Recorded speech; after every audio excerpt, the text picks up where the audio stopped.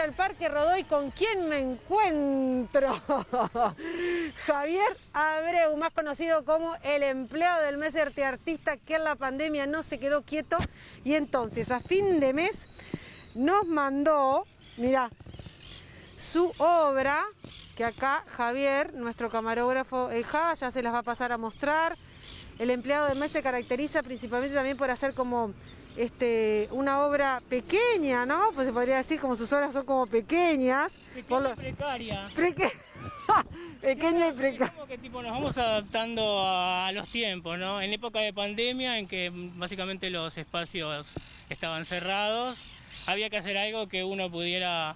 Pero habría libre circulación, entonces mejor que hacer una especie de arte correo, New Age. Entonces decidí hacer como estas etiquetas para el etiquetado frontal. Para ¿Cómo es que nace esto? Bueno, yo siempre igual trabajo mucho con lo coyuntural. Entonces, cuando el año pasado justamente hace un año se empezó como de nuevo a bajar el tema de las etiquetas, claro, de los alimentos, en la discusión, a cuándo iba a empezar a regir la vigencia, qué sé yo. Claro, qué etiquetas sí, qué etiquetas no, que sí que se pone, que son más chicas, que son más grandes, claro, de todo era. Claro, entonces dije, bueno, ahí como que me armé, en mi cabeza aparecían como etiquetas vinculadas al mundo del arte. Claro. Al mundo del arte más contemporáneo, digamos, que es mucho más de difícil acceso para un público general. Bien. Entonces, eso quedó en febrero y quedó como colgando. Y bueno, y luego nos encerraron a todos y dije, bueno, me parece que sí tengo que pensar esto bien. Y entonces hice como un conjunto de 20 etiquetas y que hablan cierto lenguaje que es el contemporáneo, ¿no? Como dispositivo, como intersticio, como pliegue, que son palabras en realidad importadas del arte contemporáneo, de las ciencias sociales, de la filosofía sobre todo. Bien. Entonces, las humanidades en general. Entonces decidí hacerlas realmente de manera autoadhesiva y repartirla como, me limité como a repartirla a 100 personas del campo del arte, 51 artistas y el resto son críticos, curadores, personas que cubren las artes como la prensa escrita, la prensa televisiva. Entonces decidí hacer un sobre y poner las etiquetas adentro y la explicación de qué se trataba el proyecto. Y eso se va entregando de mano en mano, cuando me voy cruzando con artistas les entrego un sobre con las etiquetas y más o menos es para repensar más que uno ir y etiquetar obras, no se trata de eso, ir y etiquetar obras, pero sí cuando uno va a una muestra colectiva uno empieza a fantasear ya con estas etiquetas, como decir, cuando alguien ve algo que es muy literal, dice, bueno, aquella etiqueta que decía alta literalidad, ¿por qué tenemos que hacer algo, cosas con tan literales, que sea eso y que hable de eso y que te muestre eso, ¿no? A lo mejor los artistas podemos empezar como también, eso es una autocrítica para la producción artística, que podemos pensar otras formas para no caer en lo básico de los temas.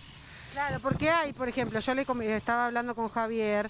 Hay otro que es arte político para living, por ejemplo. Arte político para living. Para living comedor, y es como también esas obras que nosotros decimos, bueno, es un artista político, yo también a veces digo que soy artista político, y a veces muchas veces son como decoraciones, ¿no?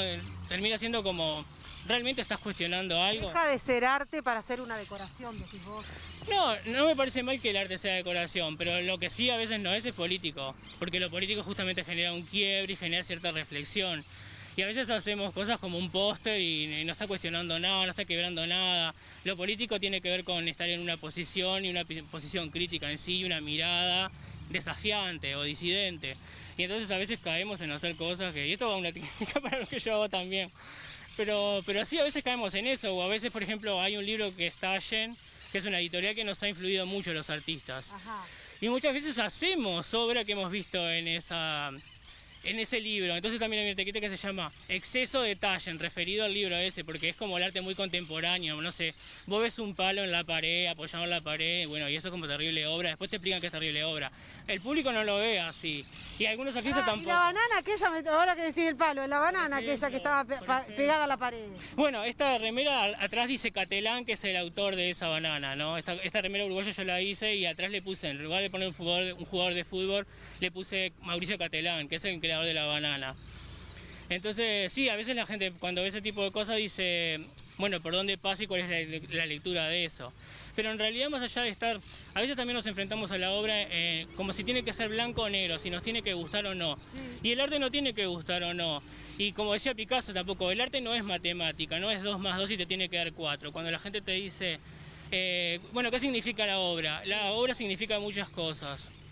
Entonces, no hay una que significa la cosa. Es y tampoco, y el artista también cuando va formando la obra es un conjunto, son fragmentos, son partes, y también cuando se expone, esos fragmentos empiezan a conectarse con otras cosas, con la propia realidad, porque el mundo del arte no es el mundo y el arte, ¿no? El mundo el arte está dentro del mundo, entonces claro, empieza a interactuar, las obras están vivas ahí, empiezan a pasar cosas. Claro, pero muchas veces estamos, ¿no? El mundo y el arte, ¿no? Claro. Porque así como que así lo vemos, y más cuando vos me decías hoy, cuando lees capaz que una crítica de alguna exposición de arte, aparecen todas estas cosas que uno no termina como de entender ni de qué se trata. Claro. Y cuando va, lo que trata es, bueno, está bueno, no está bueno, uno que no tiene como mucha noción de lo que se trata, o del arte en general. A mí me parece igual muy lógico y es muy viable y muy positivo en realidad, igual que uno se acerque al arte contemporáneo, igual sin tener nociones, porque nos pasa a todos, en realidad yo también soy espectador porque voy a otras muestras de otros artistas. Y muchas veces, si algo bueno que tiene el arte, creo, y más sobre todo en esta época, es que se practica la libertad y todo el tiempo es desafiante. No hay algoritmo que pueda decirnos ahora qué está haciendo cada artista en su casa que nos está mirando ahora. Y eso es buenísimo en realidad. Eso es profunda libertad y eso, por eso hay que apoyar a las artes más que nunca, todas las artes. Porque sí se convirtieron en un espacio que es de absoluta libertad, que no está medido.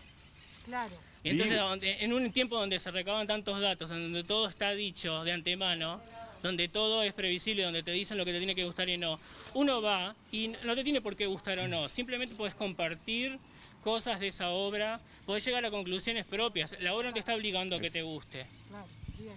Sí, Juanpi, dime. Sí, justamente, Vir, me parece súper interesante lo que están conversando y le quería preguntar a Javier si le ha pasado mucho eso de que él hace una obra con, de alguna manera, algún tipo de significado y el público, diferentes personas, le brindan una mirada tan distinta a lo que él se imaginaba y si eso de alguna manera también, nada, lo ha hecho reflexionar sobre eso.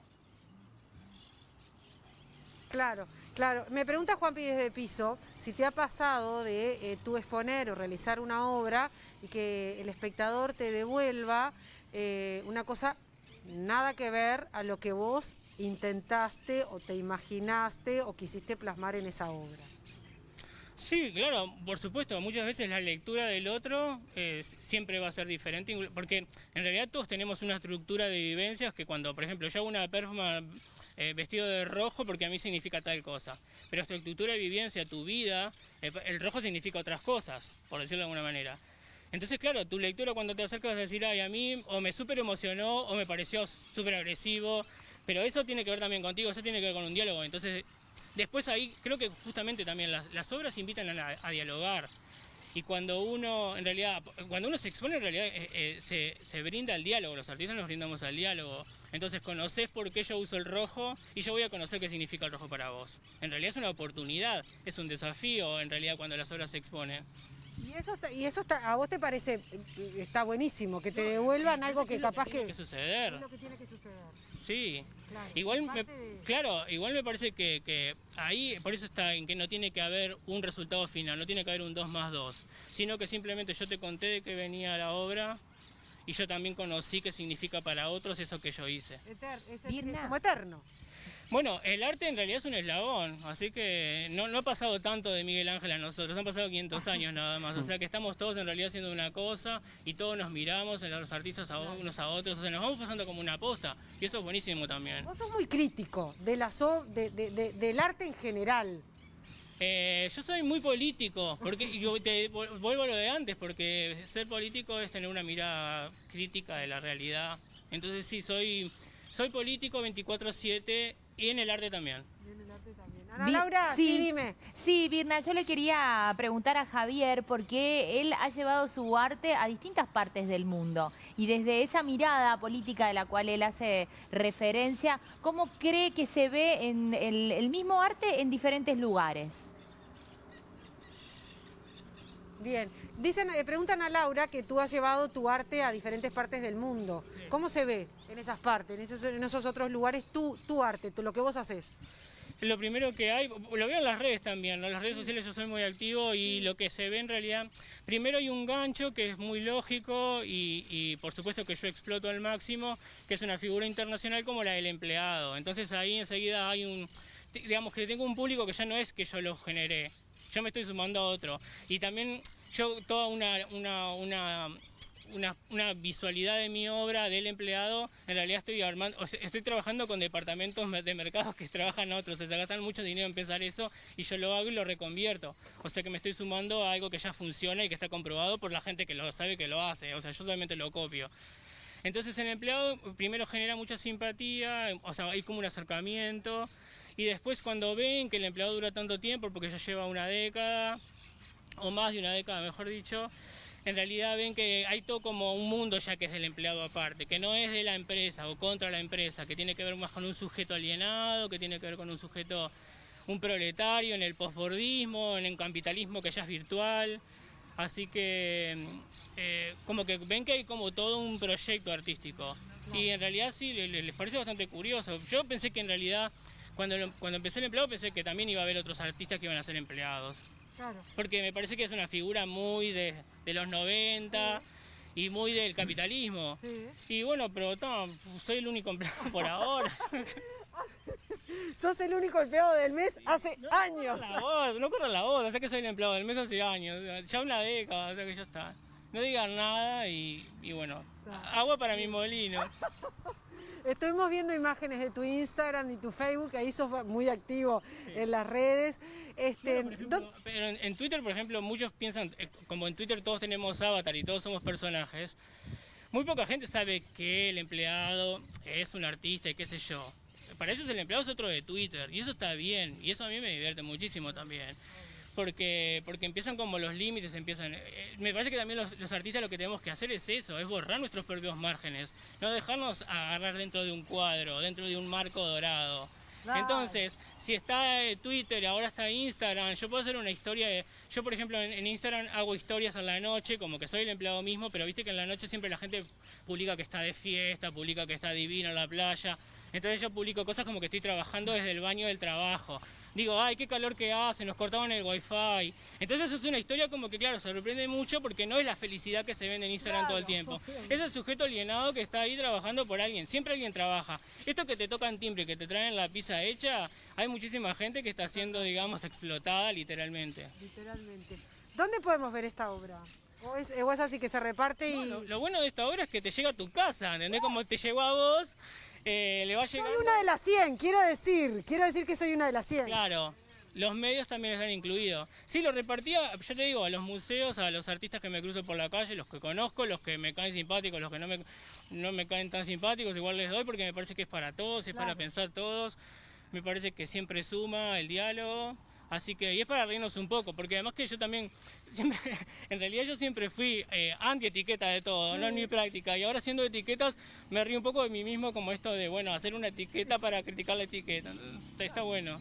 ¿Cómo viene el año? Ya redondeamos y terminamos. ¿Cómo viene el año? Sí. Y bueno, pagando los préstamos el año pasado, pagando las cuotas. Y haciendo lo que se puede, o sea, ahora estoy haciendo unos videos, haciendo unas cosas, todo también intramuros de nuevo para ver cómo es, si, o sea, vas en intramuros, no vas en intramuros, no se sabe. Lo bueno es, claro, lo bueno es hacer cosas y ver si eso se puede mostrar en los espacios habituales o si el desafío es seguir haciendo cosas en la vía pública. Bien. Vaya a saber uno. En la red, el año pasado hubo muchos festivales de videoarte en la red que eran presenciales antes y de otros países también yo pude mostrar mi trabajo en otros países que antes no me invitaban y sin embargo como hicieron en la red y uno colgaba y subía. Claro. O sea, esos festivales te suben una hora el video y después lo bajan, entonces también es como uno tiene que estar pendiente de eso y eso es bueno también para un público. Claro, es diferente además. Claro, entonces en lo virtual está también hay toda una ventana que en realidad es muy positiva, se abrió para todos. O sea, el año pasado fue muy bueno en ese sentido de la virtualidad del arte, fue muy bueno. Bien.